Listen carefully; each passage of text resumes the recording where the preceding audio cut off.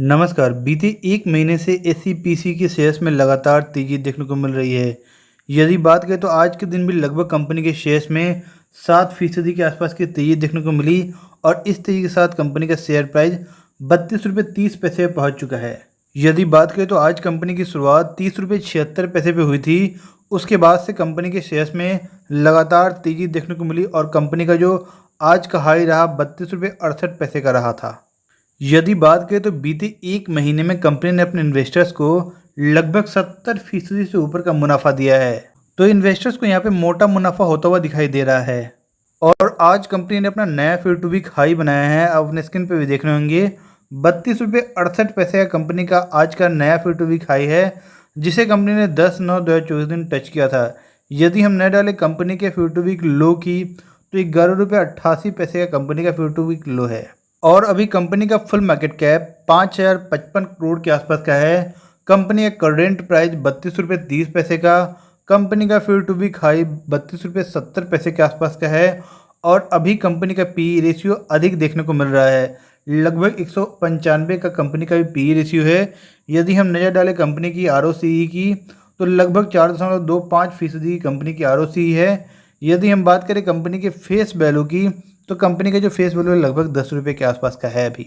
और जून क्वार्टर के रिजल्ट में कंपनी के सेल्स में शानदार बढ़त देखने को मिल रही थी। यदि हम नहीं डालें तो पिछले क्वार्टर में जो कंपनी का सेल्स रहा था लगभग 147 करोड़ के आसपास का था, अब वो बढ़कर 175.82 करोड़ का हो गया है। यदि हम नजर डालें कंपनी के एक्सपेंस पे तो पिछले क्वार्टर में जो कंपनी का एक्सपेंस था लगभग 140 करोड़ के आसपास का था, अब वो बढ़कर 151.61 करोड़ के आसपास का हो गया है। और इस क्वार्टर में कंपनी के नेट प्रॉफिट में शानदार बढ़त देखने को मिल रही है। इस क्वार्टर में जो कंपनी का मुनाफा रहा है लगभग 12.68 करोड़ के आसपास का रहा है, जबकि पिछले क्वार्टर की यदि हम बात करें तो 6.66 करोड़ का पिछले क्वार्टर में कंपनी का नेट प्रॉफिट था।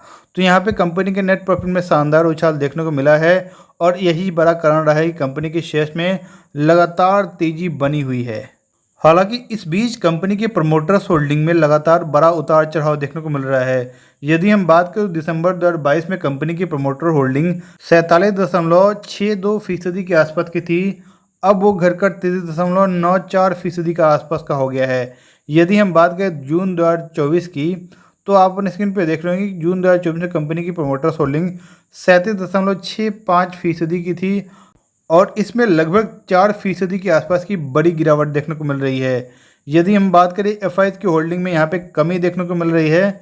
पिछले क्वार्टर में जो एफआईज की होल्डिंग थी लगभग 0.65% थी, अब वो घटकर 0.52% हो गई है। डीआईज की भी होल्डिंग में यहाँ पे कमी देखने को मिल रही है। डीआईज की होल्डिंग में बीते कुछ क्वार्टर से लगातार गिरावट देखने को मिल रही है, आप अपने स्क्रीन पर भी देख रहे होंगे। पिछले क्वार्टर में जो डीआईज की होल्डिंग थी लगभग 24.93% थी, मतलब 25% के आसपास की थी, अब वो घटकर 22.47% के आसपास की हो गई है।